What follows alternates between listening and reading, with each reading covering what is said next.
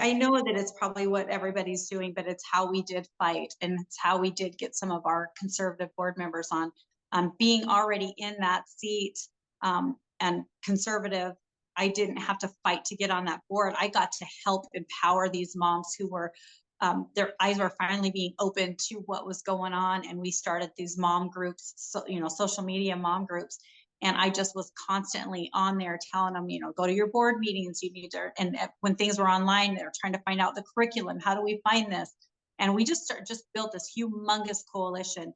And then pretty soon the moms were like, I'm running for school board, because that's how we're going to make the change. You start educating them as the only way you can change this is by changing the board, and you have to have the majority, and you have to go. So I think educating those moms. So we were able to get a few of the moms elected, and right now we're working on taking over the majority, and that's that'll be happening in November. Just all the different school districts. Mm-hmm. Because we got a lot of them, at least one or two elected last cycle. And so what I have told them, because Maricopa County, well, the state of Arizona, it's you can't know, one person can't know what every district needs. So having someone get elected in the majority of our school boards, what I've told them is, you find your parents who are your strongest asset. When the ones that are coming to your meetings, the ones who know, the ones who are willing to stand next to you and fight side by side with you, shoulder to shoulder, those are the ones that you want on your team. And then you just stay active in the media or social media, stay active in the community, make sure everybody knows your voice, and knows your people. Their names have to be said over and over again. And taking over the majority of the school boards is going to change everything.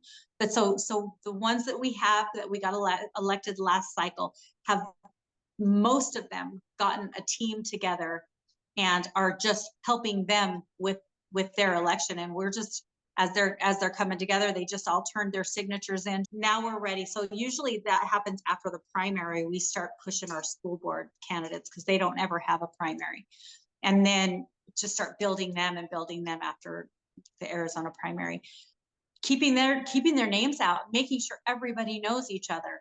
I can't tell you, all of us who are on a board right now, the friendships that we have it's something different than any other thing that, we're all on these school boards. We're not paid. We're there just to fix what's going on. We get attacked the same way. We're uncovering the same things. So we've built a friendship and a bond that's different than other, political. We don't even consider ourselves politicians. We're saving America, with our kids. And it's something that I hope we can grow, because right now we're really strong. We are, but we can't make the change without taking over these boards. And we would love to, we're hoping that we can just keep growing that strength. It's important that everybody knows that we have each other's backs. And if if there's something going on in one district, in our group chats or whatever, they'll say, can you guys come to our meetings? And we'll just go, we'll sit up front row. It's just seeing that face, a familiar face, knowing that somebody's on your side when the room's full of the leftist Marxist people want to push that stuff out.